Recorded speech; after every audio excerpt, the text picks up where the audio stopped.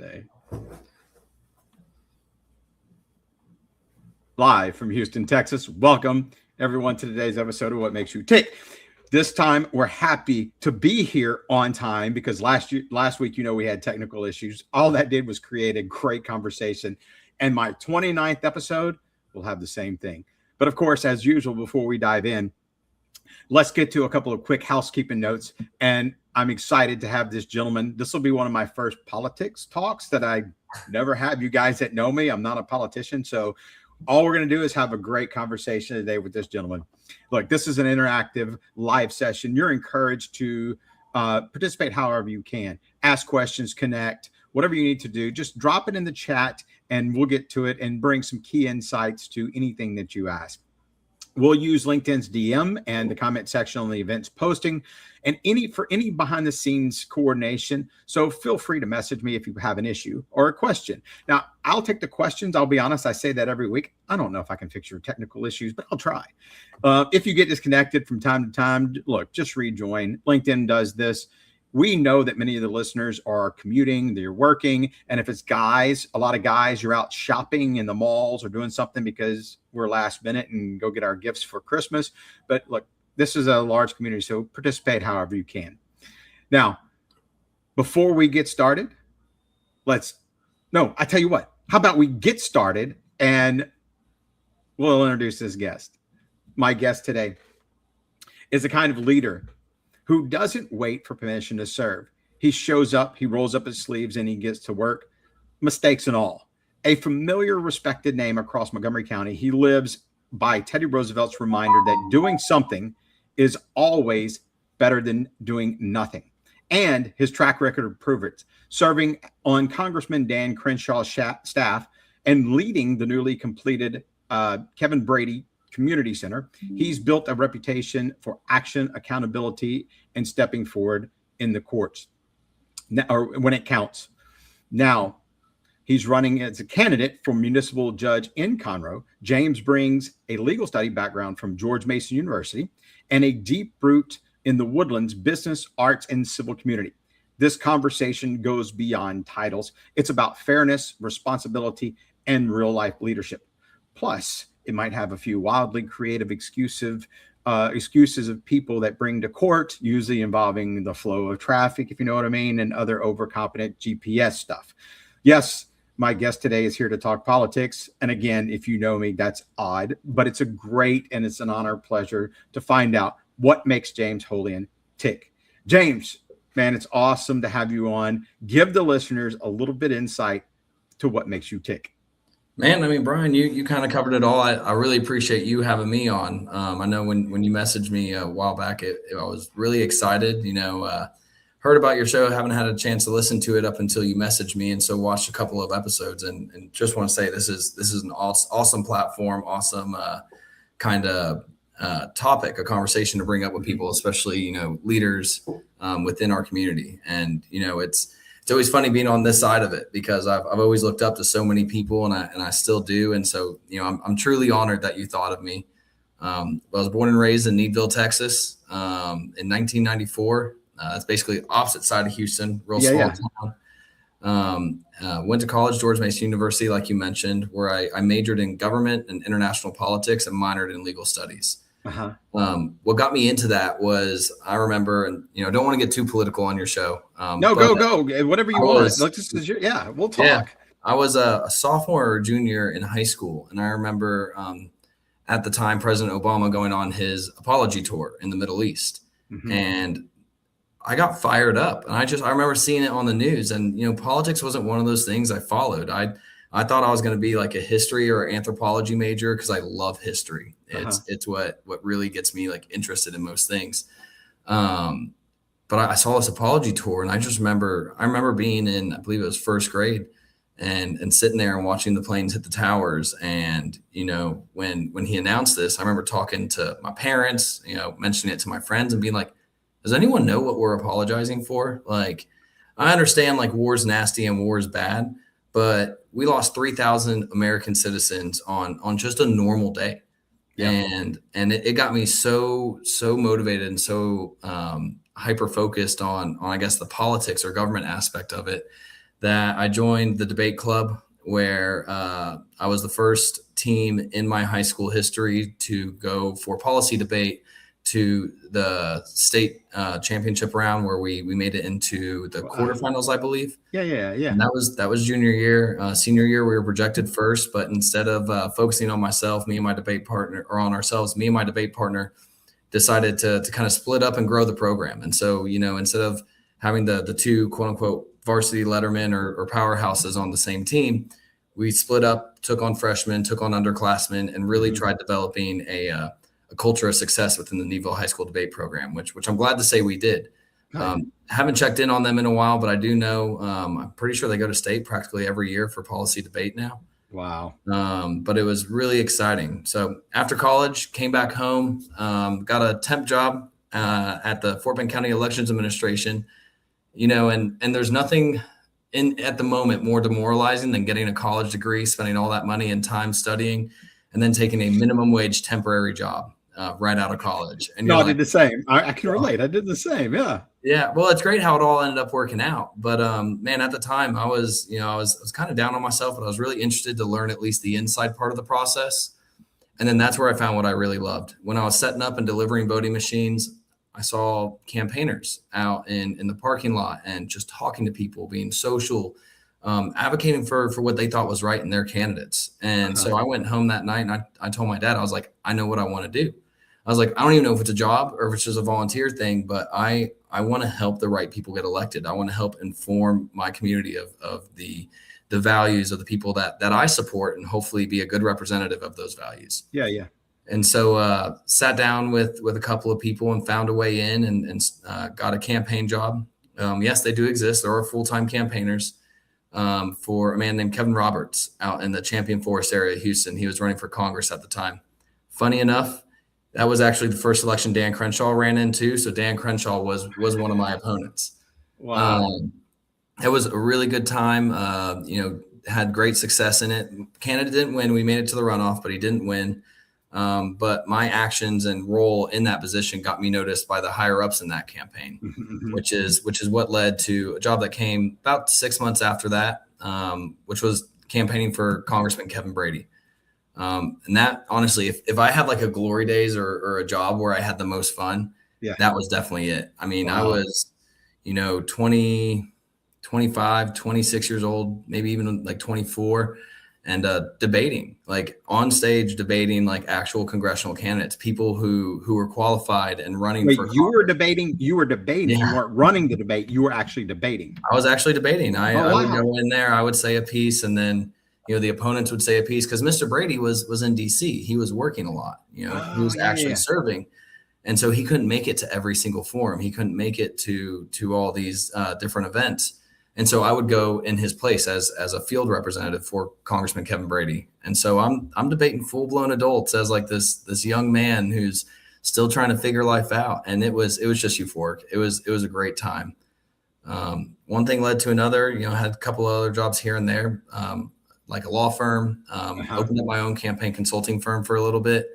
And then also, like you said, worked with Congressman Dan Crenshaw until I landed where I'm at now, which is funny enough, life's a full circle. I'm the director of the Kevin Brady Community Center, where I run the operations and the staff there, and just try to do good by the community by offering a place that's affordable to everybody to have large, nice events. Wow. And you said a couple of things, and we've known each other for a while with their interaction with the Woodlands Chamber and the networking here, the Cup of Joey, just many different things. So you and I have had conversations, and I respect what you're trying to do. So that's why I wanted to have you on and have this discussion. I am not a politics guy, but I have like so many questions going through my head. First of all, how did you get from Needville to George Mason? I got recruited through debate. And I don't know exactly if your audience knows much about the debate scene, but Needville is a very small, traditional, ideologically conservative town. Correct. And so the way we debated was on, clarity, education. Just imagine a debate, and that's how we debated. Now there's this thing that kind of took over, especially CX, or policy debate, as it's called, where it's called spreading. Okay. And so imagine two auctioneers in their auctioneer voice debating. That's kind of what it turned into. And they tried getting me to do that in college. And I tried to learn it, but also, I told them, I was like, this doesn't make sense. We're trying to exploit loopholes to win debates. Because if you can lay out more arguments than your opponents can in the short amount of time you have to lay them out, all the ones they don't get to, technically you win those arguments. Yeah. And I was never a fan of that style of debate. Me and my high school debate partner were good at running like theory arguments against that. Being like, you can't learn anything. You can't. There's really no point to having debates if we're just going to basically be like auctioneers or rappers. And not be understandable to the judge or our audience. And so freshman year of college, I actually dropped out of debate. It was a hard decision because I really did love it. It was something that inspired me, but the direction that it was, not even it was going, because at the college level, it was already there. Yeah. There was just no place for me in it. So that's originally what brought me out there. Plus, being someone who knew I was going to major in some type of poli-sci environment, it's like 15 minutes south of DC. Right. So the history, the location, the debate program, that was all of it. And George Mason was at the time, if not the top, one of the top 3 debate schools in the nation. Wow. No, and that's awesome. You don't normally see, here where there's so many people from different areas that get here that would have gone to George Mason, but from somebody to go here, that's amazing. But I'm sitting here and I'm listening to your story, and one of my big things, educator for many, many years, and the Cup of Joey stuff and everything we've discussed, is you seem to have a path. Now, it took you a little bit longer. It took you, I guess, from what I understand, probably into high school to college to figure out kind of your path or your purpose. But you've been able to obviously connect your purpose, what you stand for, to your path as far as a career. I don't know that. I wish there was a better way to make that connection to kids. I think we focus on some of the wrong things in what we do. We focus on that. Well, let me say it. We focus on the test, the STAR test, and all the other testing, instead of actually, if I could connect you with what you did earlier in, let's say, junior high school or high school, you would be more motivated to take that test because you had a purpose and you had a connection. Does that make sense? Yeah. Well, and the big thing too that I think is like you said, the generic test. I had the capability of being, a top tier student. Yeah. But I was a young high school man. I'm human. I got distracted by mistakes, by social groups, by a bunch of different things. And so I ended up pretty much middle of my class. Yeah. But it's because I wasn't passionate about all the course materials. I was really good at math. Junior year, I believe it was junior or senior year, I was taking a dual credit calculus and trigonometry class. Yeah. That because I was so focused on debate and so passionate about debate, I missed a lot of the first classes because they fell at the same time as debate tournaments. Mm-hmm. Because of that, it was a very strict college class in a high school. We essentially, I had to catch up in the class on my own time without an instructor. Yeah. And so I was already a year ahead in math and in school. And so I decided to drop that class to put my focus where my passion was and where I thought that it would enable me to have growth in my future. Yeah. Yeah. No, and the funny thing is, one of the things that I've been diving into is AI, and I bet you AI could help us do that. And I don't want to go off on the tangent with the education AI, because honestly, look, I think from a standpoint with AI, if used correctly, it's a great tool, and it helps us to learn things that we might not have been able to learn, and free us up to do things that are our strengths or things that we love. Like I was a baseball guy. Heck, if I could help use AI in school and I could learn and do, but from a politics standpoint, with AI becoming a big impact, and especially based around trust and clarity, how can you combine politics? Now, granted, there's a lot of words in here that people would look at me and go, oh, you can't have those words together. Politics, trust, and clarity, and AI. How can you put that all together? Or that's got to be a challenge for you to put all that together as being in politics. Yeah, well, it's almost a dichotomy, especially in politics. It depends how you use AI. Now, in the era of the beginnings of AI and where we're at now, there's a whole lot of different things people use it for. I know candidates that use it for like analytics, where they will scroll through their comments and check like, well, is this positive feedback? Is this negative feedback? Like Like where do the commenters or where does the public stand on what I'm saying? Yeah. There's some people that use it to help generate ideas, for posts, for engagement, for different things like that. And then obviously the more glaring and kind of serious one that you worry about are deep fakes, right? Like you can make whatever picture you want on certain on most AI platforms. Absolutely. And you can make fake pictures, fake videos, fake things. And, I do use AI a little bit in my campaign. I use it for some voter analytics. And I try to do like about a post a day, if not like 3 a week on my social media. And one of the big things I try to focus on with that is it's hard to come up with these ideas. So there's a couple of posts that I can mention that I used. I don't use the AI post exactly, but I'll help it give me ideas to brainstorm. Okay, what do I think would be a good engaging post? For instance, Correct. like the post I made asking about what's the most common excuse you've used to get out of a ticket. Yeah. It gave me like a list of about 20 different options. And I looked and I was like, oh, I bet you there are some really good stories in there that I can physically engage with someone and respond in. Now I always write the post in my own words. Yes. AI loves to add hashtags. Uh-huh. I know I'm young. I don't completely understand hashtags. So I will use those hashtags in my post. I don't know if it does any good or not, but it's one of those things. I think it helps with like search or algorithms or things like that. Yes. So that's where I trust the AI, but where I don't trust it is deep content, right? Yeah. It's just like anything else. If you're taking a driver's test or a test that's really important and on specific skills or knowledge that you're going to have to use, yes, you wouldn't just trust anybody to do it for you. Right. Like you might use it to review, you might use it to learn, but you would always double check the work. Always. You should. I mean, you can have what's the word I'm looking for? Phantoms, or you can. Sometimes it takes information and it creates information that's not real or that's made up on accident because it doesn't know any better. But I do the same thing. I mean, a lot of my posts are AI written. The funny thing is, and I'll tell this story all the time, is from what I've been doing is I'll make sure that it's got to be my story. It's got to be my words. The prompt is everything. And how you do the prompt and put the information in is huge. I can write better now because of this, because I go through and read and I make sure and I adapt it and make sure it's mine, and I'll change or add depending on what I want, because I want it still to be my personality. Because honestly, if I'm going to put something out there, I'm putting myself out there. So why would I want AI to be me? But I will say it does. Changes your personality in a sense. Like if you rely 110% on it. Another good thing I didn't even really mention that I really love about AI. I don't know if you've ever Googled something complex. I can't even think of a specific example besides like, where the highest voter turnout is in certain sections, or, the best, I don't even know, but that was always really hard to Google. I used to say, and now it's more true than ever.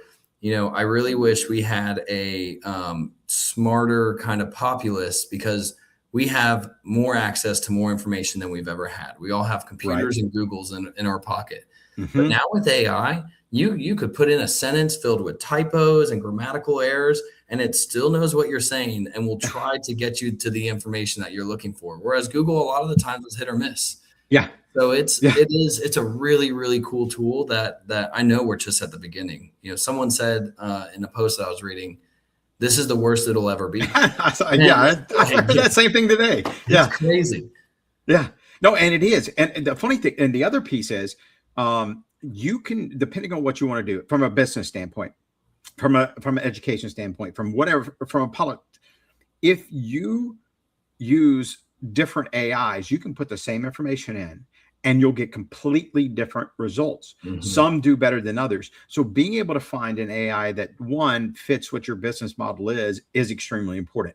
The other piece, because it becomes a lot more useful tool, and two, it allows you to also get your thoughts. In other words, it's focused on what you're doing, so it'll help you get out there and be what you want to be. Two, the best way for you to be out is to be out, shaking hands and kissing babies. Yeah, kissing babies. Or, some candidates get those two mixed up, and they'll shake babies and kiss hands. Yeah, exactly. That's me. Come on, man. I'm a coach. That's what I do. Yeah. But yeah, it's funny how all of that can be the AI piece from your standpoint can be huge, from a business standpoint can be huge. And what most people don't understand is, one, you can utilize it, just don't make sure that it's not something that you rely on consistently, but using it like any tool, keeping it sharp and making it an impact just by letting you get out there can be huge. We're getting close to our first break. So what I want you to do, why don't you go first? Let's talk books. I was in the first segment with a little book. Talk about your book. I'd love to hear what it is. So the book that I think that has taught me the most and really helped me, kind of develop into the person I am. It's actually a local author. His name's Terry Weaver, and the book's called Evolution of a Leader. Mm-hmm. It's a really great book. It's an easy read, and it's kind of interactive too. Like within the book, there's parts where you can fill out, like it asks you to fill out. There's a certain term for it. I haven't read the book in 2-3 years. I tried picking it back up recently, but with running a community center and running a campaign, it's hard to find time. But it tells you to write your mission statement or your purpose, essentially. Yeah. And I picked up this book that I filled out 3-4 years ago, and my purpose was doing what I can to help grow and develop the community. And that doesn't just mean economically; it really means socially. Mm-hmm. But it basically dives into how leaders were viewed and established from the beginning of the 1900s to today.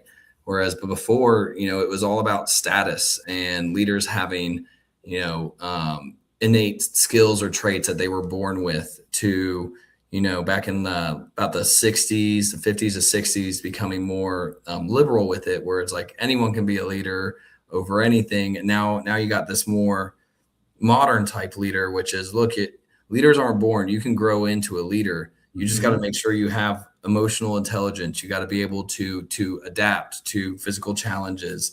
You got to be committed to growth within yourself and your team. Yeah. And so it's really, really interesting. And I really do feel like I try every day to embody the modern leader, which is to motivate, inspire, and grow. And so I recommend it to anyone. It's an easy read. Again, it's called Evolution of a Leader by Terry Weaver. Another good one. I got to give it a shout out. Go. Yeah. He is a polarizing figure. So I completely understand, if there's any hesitation with this, but Dan Crenshaw's book, Fortitude. Okay. That's a book where if you're struggling or you're trying to achieve something hard, he goes and you could tell, there's a lot of authors that use ghostwriters and are in very bland language. Right. But the way this book is written, you can tell it was written by Dan Crenshaw. And if you've ever heard him talk or do interviews, for better or worse, you'll know exactly what I mean by the time you're through the first chapter. But it takes a lot of his SEAL training knowledge, really his mental fortitude that you have to have through SEAL training and operations, and how to apply it to everyday life. Great book. That's awesome. I didn't even know he had a book. I may have to put that one on my list. Look, my book today, I will hit on briefly because I always pick one. I haven't redone a book yet, so we'll keep going until I have to.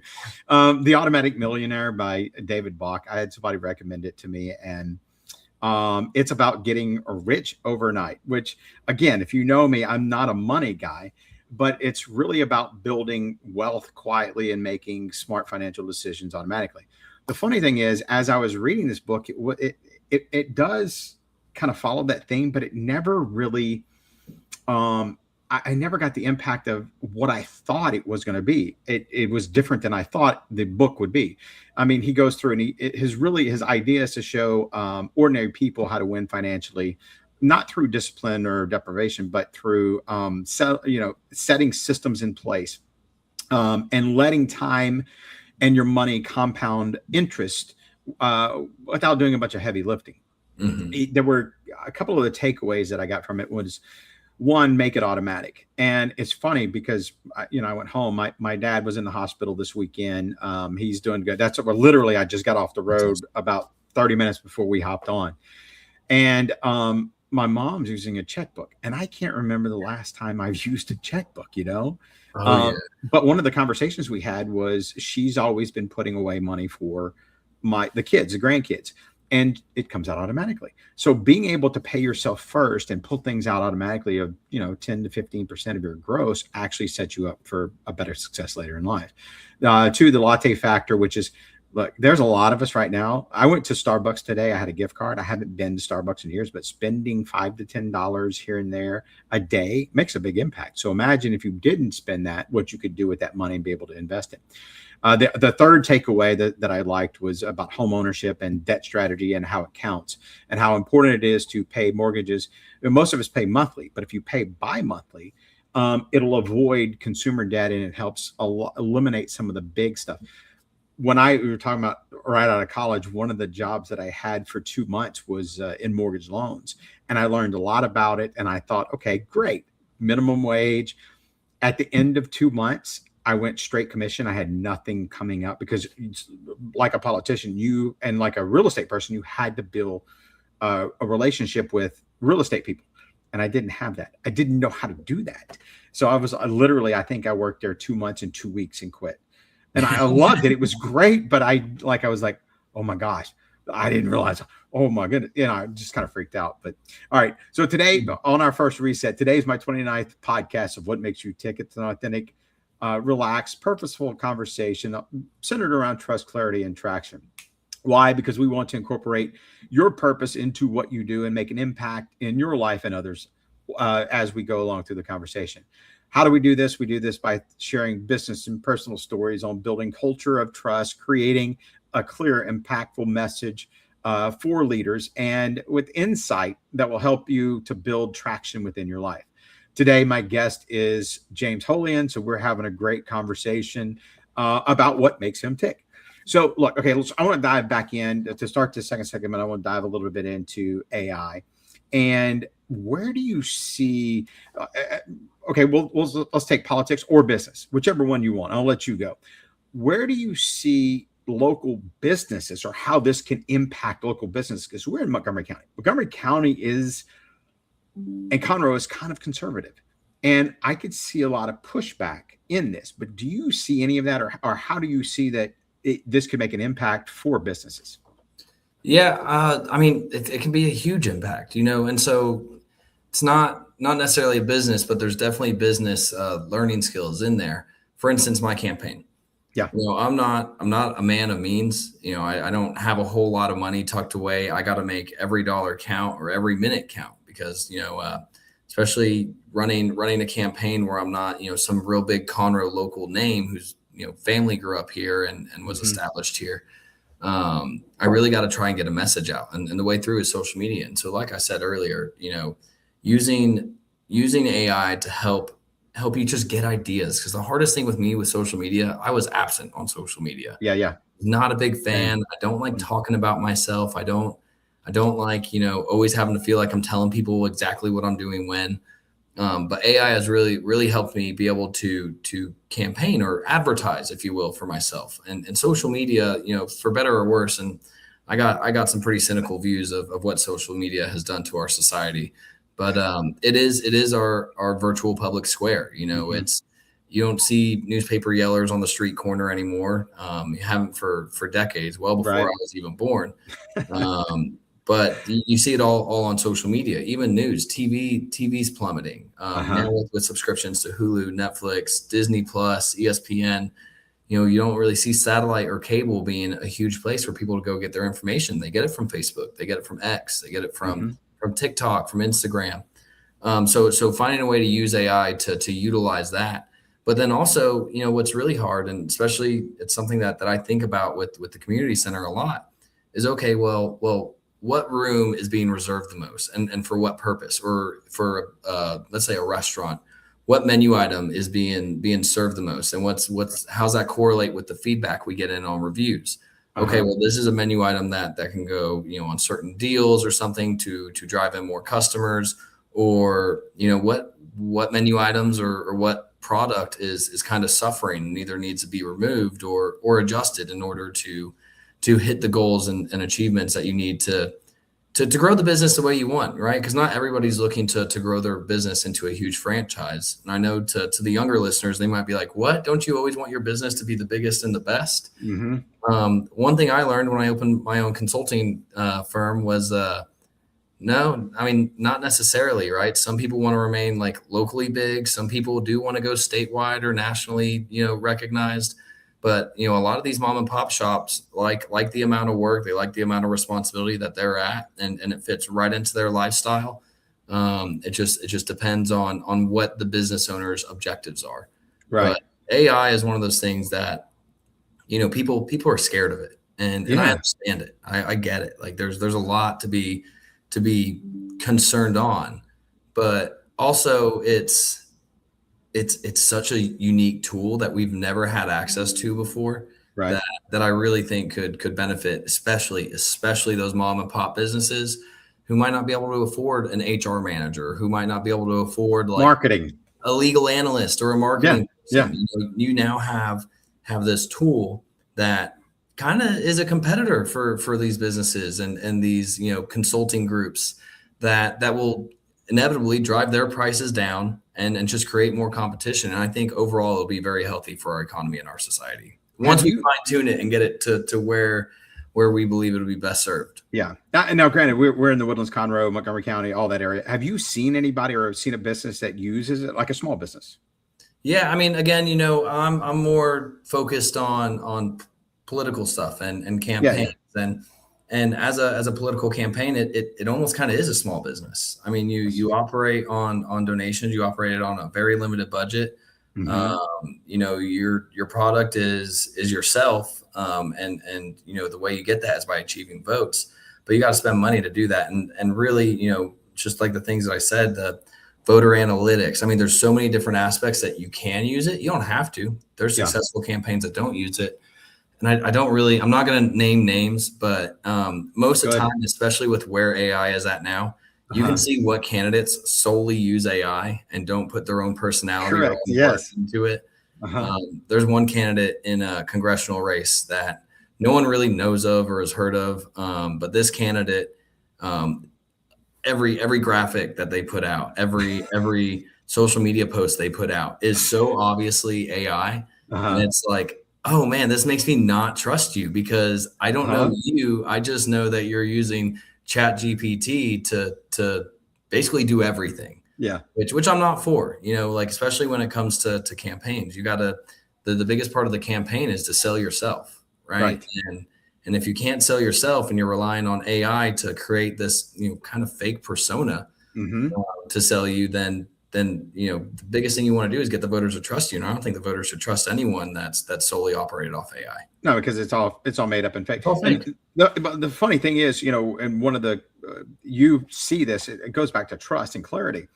Is it's still about the people. Like we can talk about AI all we want, and it's a great tool, and there's still so many unknowns about it, and there's still a lot of growth ahead of it. It's just like the internet. I mean, I remember when the internet came out, and you had this big black cable, and you had to hook it up and you had to have and you had the dial tone. Yeah. I remember. I'm old enough to know the dial tone. I remember getting on AOL and my parents trying to pick up the phone. Yeah, exactly. No, and it's, but it's still, the one thing is it still has to be about the people. And I'll be honest, I'm afraid even from the politics side, is that there's a disconnect with our kids growing up because of everything that they're seeing. And I think AI can separate them even more. I went shopping. I'm the guy that likes to go to the H-E-B. I'm not going to order my stuff online. I want to go walk around. I want to get out. And I had to, on my trip to Louisiana, I stopped and I went in the store. I was looking for some stuff to help my parents replace their sink. And so I'm looking in the store and I'm going around these shelves. There were grown people that are sitting in there with headphones on and earbud I get because you may be on the phone, but I'm hearing speakers, people talking like this to other people while I'm like, whatever happened to talking to the person that's around you, Yeah. I would, and it's funny because being in Conroe and the Woodlands always strikes me as that type of community where that's what I enjoy, is where we go out and we have conversation, we talk. And you've been around politics for a long time. How you make, or what's the best impact that you can make in the Conroe and the surrounding area as a judge? I mean, so a judge isn't a political role, right? And this is something that I try to remind people kind of regularly. Judges races aren't popular.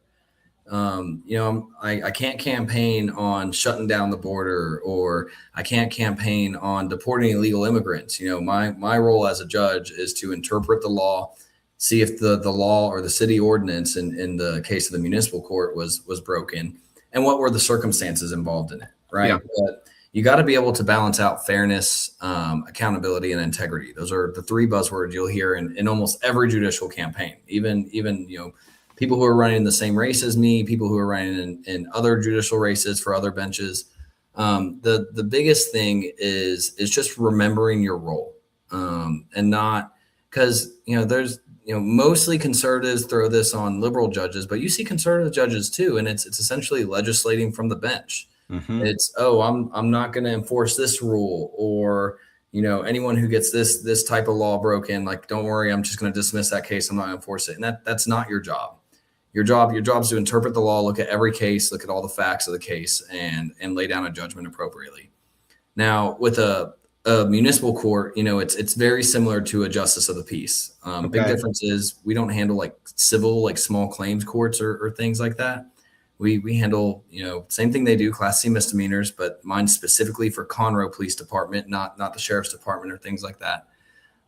So traffic tickets, loitering, littering, 99% of the cases that would come before me don't involve a lawyer. And if they do, I'm saying this jokingly, they almost got to be guilty, because you're spending more money on the lawyer than what you would your speeding ticket. But yeah. But in all, honesty, it's a really, really exciting thing. But what I'm hoping with this run goes deeper than just my judge role. You see, I'm 31 years old, and you see a lot of different people who are running for reelection and different things. And, and I respect all of our elected officials. They put their name, their families on the line. Anyone who's running, I truly respect it, because it's not an easy decision. Yeah. There's things that you put yourself that are subject to come out, things that you constantly worried about. It's an additional full-time job, essentially. But we don't see a whole lot of young people in there. We don't see our next generation of leaders stepping up. And I believe it's because it's a generational thing. We see people who are still like our parents or even our grandparents' age in office, and we inherently think, okay, well, those are the leaders. They're super wise. They know better than us. It's still their turn. And I disagree. I mean, you look at the city of Conroe right now. There's not even unspoken, a very well-known like schism just between the people within the politics. You have two groups that constantly run against each other, and they all have very recognizable big Conroe last names. In the last two city elections, the group that was running the city council, they've lost, and they lost because the people didn't agree with their decisions on this Hyatt hotel deal where the city essentially paid for this hotel to be built, and now is on the verge of defaulting on it.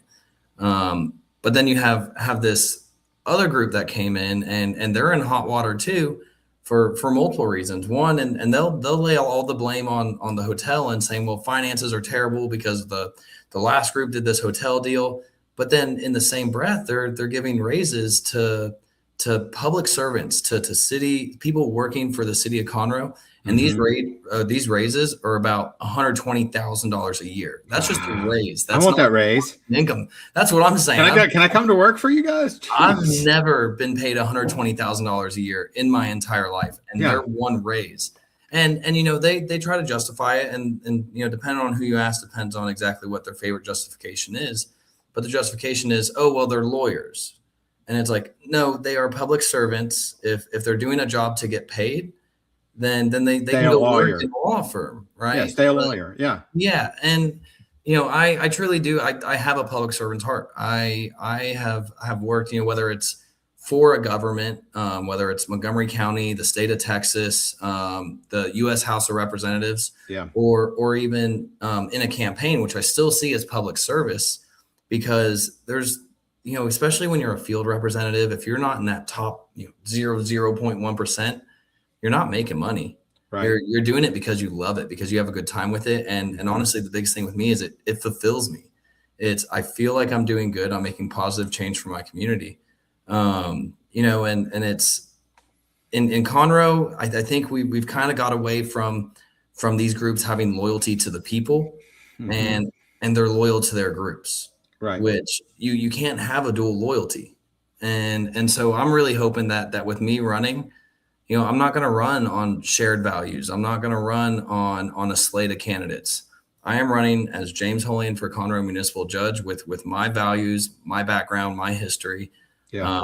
and my message. And I think that's really what's going to win it, because I think the people are tired of what they perceive. And I'm not saying this is exactly what it is, but what they perceive essentially as two good old boys clubs running the city. And I've been around for a long time. I've been in this area since 1997. We started coming here, moved here in 98. And look, Conroe had that stigma, right or wrong. It had that stigma. Mm-hmm. And I welcome the change. It's funny though. One of the things, and we're getting up against the next break, but there's one thing I do want to discuss, and it has to do with the impact of trust. Look, there's different values. You've got liberals, you got conservatives, you've got people that are in the middle. How do you find how do you gauge trust, or how do you trust people, or how do people trust you that have different values and come from different beliefs? How big is trust in that? How do you build that? It's huge, and the way you build it is through communication, is by being open, honest. And so, being open and honest, I got friends on both sides of the schism in Conroe. Mm-hmm. I helped Susan Johnson in her campaign. I've met Howard Wood a couple of times. He might not remember me if it was ever brought up. But I have friends, and I respect the leaders on both sides of the schism. But I think the way that they campaign and the way Conroe politics is chosen or run or elected or whatever word you want to use there, I think does a huge disservice to the city, because like I said, it makes people believe that, not believe, but it makes these groups have a dual loyalty. They have a loyalty to their group, but then they also, have a loyalty to the people of Conroe. But that dual loyalty, sometimes they clash. And so what side do you pick? And I think a lot of the times whenever it's, push comes to shove, they will pick their group, because that's what helped them get elected. That's what helped put them in that position to get there.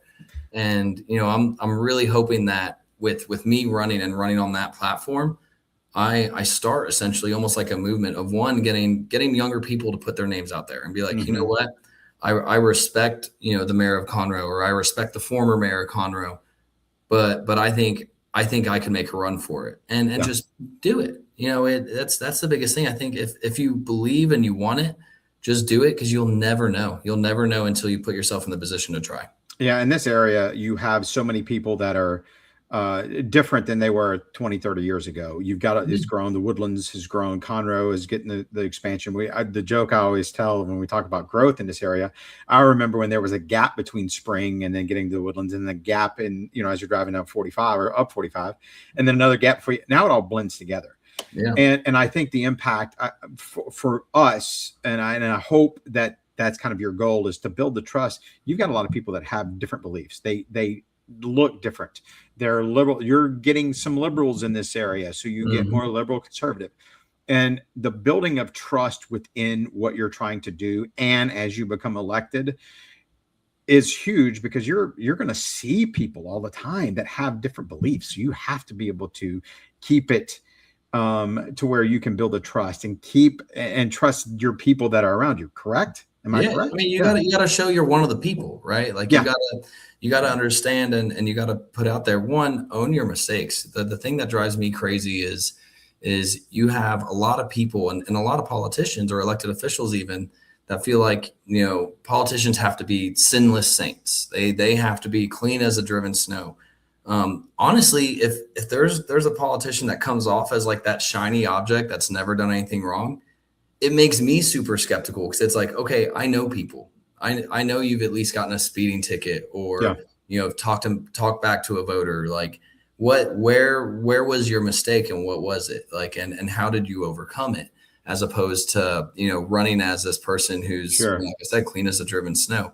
But again, it all comes down. It comes down to the individual, and that's how I vote. That's how I do this. But like I said, I got friends on both sides of the schism in Conroe, and I really do believe both sides have done good for the city. I think the current city council has done some good for the city. I believe it's done some bad, and same with the previous city council when there was the other group of candidates in there. But there's definitely some growth coming. So absolutely being able to build on what they've started, I think, is where the direction that you want to go. Yeah. And a lot of people focus on the negative. That's what the public does. There's one thing that Mr. Brady told me when I was working with him that stuck with me, and I was just asking for advice, and it had nothing to do with me running. I wanted to learn. I wanted to know people. I wanted to know the political scene. And I said, Mr. Brady, you've done a lot. And I haven't necessarily heard anything super bad that gives people a reason to hate you. Yet I'm sitting here campaigning and having to defend you against some people. I was like, how do you do it? What's this process? And the biggest thing he told me that I loved, and it's going to stick with me the rest of my life. He said, James, as a leader, you could do anything. You could cure cancer. You could end poverty. You could solve world hunger. Mm-hmm. But there's always going to be about 20% of the population that just hates your guts, like for whatever reason they want to hate your guts for. And so, it's always about blocking out the background noise and just running on and doing what you believe is right, and leaving the rest up to the voters. Yeah. Yeah, I know. As a teacher, I'm sure my number's up this year to probably 50%. Look, let's do a quick reset. Look, thank you for listening to my podcast, What Makes You Tick. James and I are having an authentic, purposeful conversation on trust, clarity, and traction. If you have any questions, we haven't had any participation, but if you have any questions, just drop them in. We've got about another 10 minutes, 12 minutes left. I'd love your engagement. James, what in our discussion would you like to share quickly with the audience? Before we get to the next. Sorry, you glitched out a little bit. Yeah. Anything that you'd want to share on a recap that we've talked about? Basically just talked about why I'm running, what it takes to gain the trust of the community, where lack of trust comes from, and how to earn it back, or what you can do with it. Talked about AI and how it can be used in small businesses and campaigns, which I could go on and on about. But really just want to hammer down the reasons why I'm running for the Conroe Municipal Judge. It's mainly to start this movement of we don't have to pick one side or the other. We can pick individuals from both groups. We can pick individuals just on their individual values. And you can learn a lot from going to my website, James4Judge.com. That's James4Judge.com. I got plenty on there as well. We'll do a post and after post. I'll make sure I tag James, and you can add that if you want. That'd be awesome. Thank you. I'd really appreciate it. So one of the things I want to ask, as we close out, there's a couple of things that I want to ask you. One is you get to communicate to a group one thing that you're an expert in. What is that one thing? Oh man. Well, and I don't know.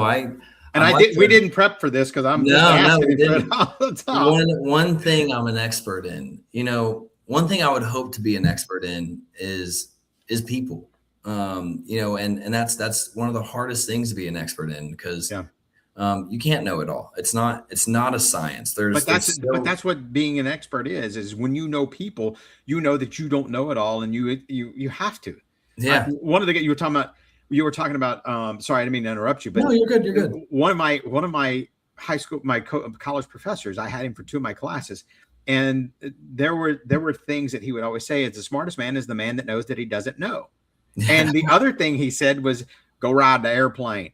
What are you talking about? So if you didn't show up on time, he shut the door and he said, look, if you ain't here on time, you're going to sit outside. You're going to learn the lesson. You're going to sit on an airplane because this airplane's taking off. So you got to go sit on the wing, boy. And listen, that's literally, this is Arkansas. The coach's sayings. I love the coach's sayings. Yeah. No. I got plenty of them. Not much I could share here, though. Those high school coaches in Needville were something else. Okay, you're expert. What are you an expert in?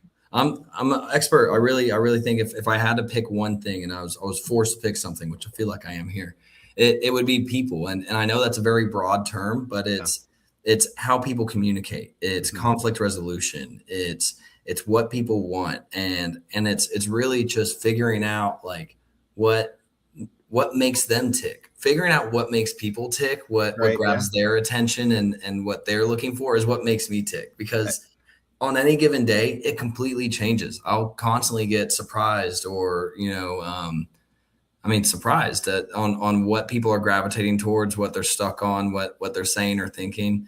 And I want to dive in and know why. But, like when me and you were talking, and this is something I don't even know how to explain it. I've been told I'm really good at it, but I can't grasp how or why. Okay. I think it's, just things my dad instilled in me growing up.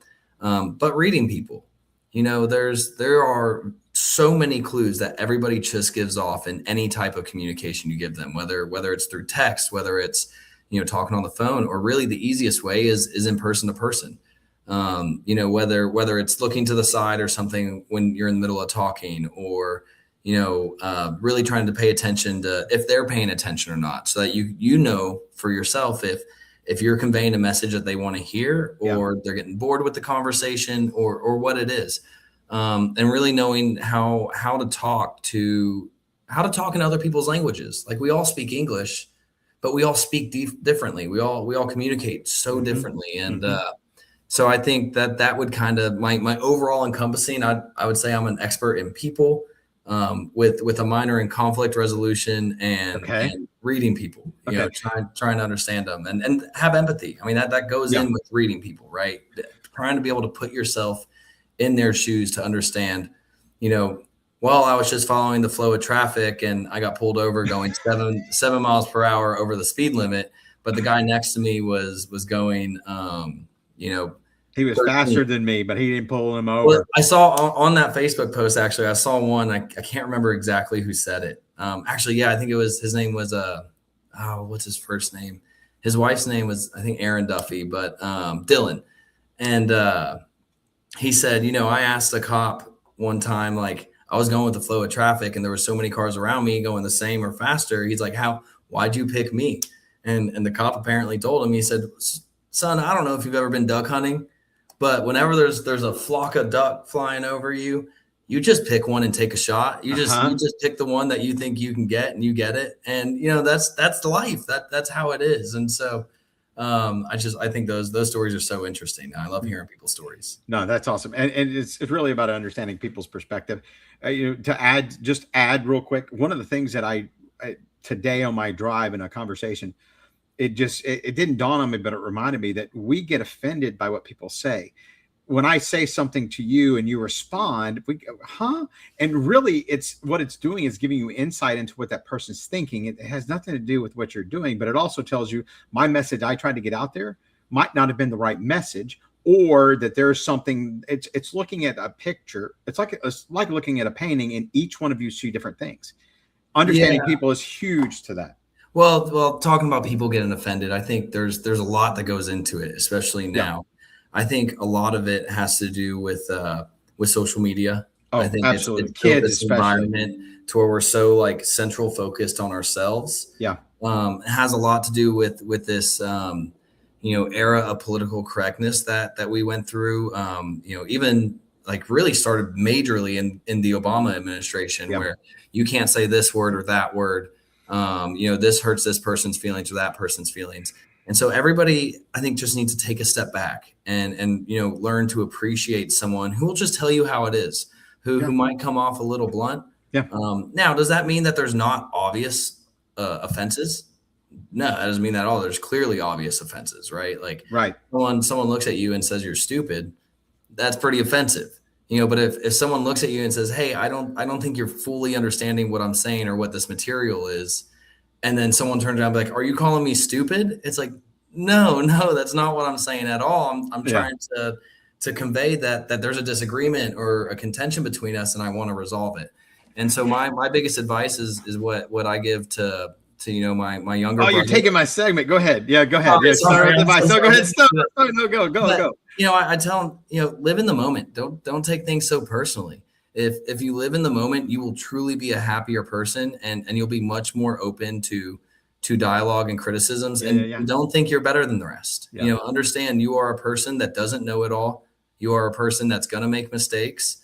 And there's some people that call it out, and they call it out in completely, different ways. And so that's if I have one takeaway to a younger audience and really just an audience in general, stop taking things so personally all the time. Yeah.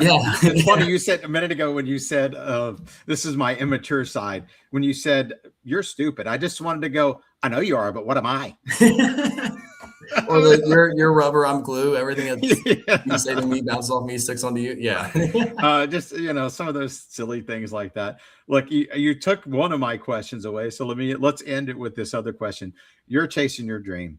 What advice would you give to anybody, young, old, with today's technology, even at my age, you can change and chase your dream. What advice would you give somebody that's chasing their dreams? Man, there's a lot, and outside of the generic, just do it, the Nike slogan, or the, do what you love. My biggest thing I want to convey to people, there's always going to be obstacles. Always. Mm-hmm. Don't let that stop you. Don't let that intimidate you. Turn them into opportunities. A big reason, or a big differentiating factor of what makes a good leader from an evolving or a new leader, I think, is, the new leaders or the inexperienced will see an obstacle and just be like, oh, I can't do it because this is in the way. Yeah. Or like people who are seasoned, people who have like an emotional intelligence will see that obstacle and be like, there's something in the way. There's got to be a way around it or to erase that obstacle. Yeah. Whether it be that there's someone older than you in a race or a position that you want, go for that position. If you think you can handle it, and you can handle it and be, the best that you could be for the community or for your business, go for that position. We're at a point where people have a hard time letting go. So just go for it and, let the cards fall where they may, but give it your all. And when there's an obstacle in front of you, don't just stop. Keep going. Find a way around or find a way to remove it. I appreciate all of that. Like we're almost out of time. So before we go, I want to say something personal. I spent the last weekend, I left Saturday and just got back today. I went and saw my dad, who was in the hospital. He has congestive heart failure, and the doctor said 5-6 years ago, you got 5 years. So we're past that, and we've been blessed and extremely blessed to have him in our life. And, he had an episode this weekend and went into the hospital. So prayers for him.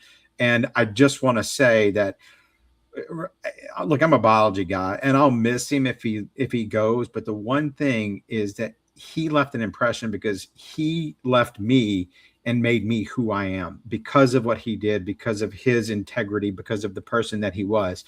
And even when he made mistakes, at least in the terms of our athletics, my bad, he would own up to it. And that for me is basically what makes me tick, is trust, clarity, and traction. I learned that from my father. So I wanted just to put a shout out and a prayer to my dad and say, I love you and thank you. And for you guys out there that are listening this far in, or you're re-listening to this, thank your dad, thank your parents, regardless of how you feel about them. They're the ones that brought you into this world, and appreciate that fact, if anything else.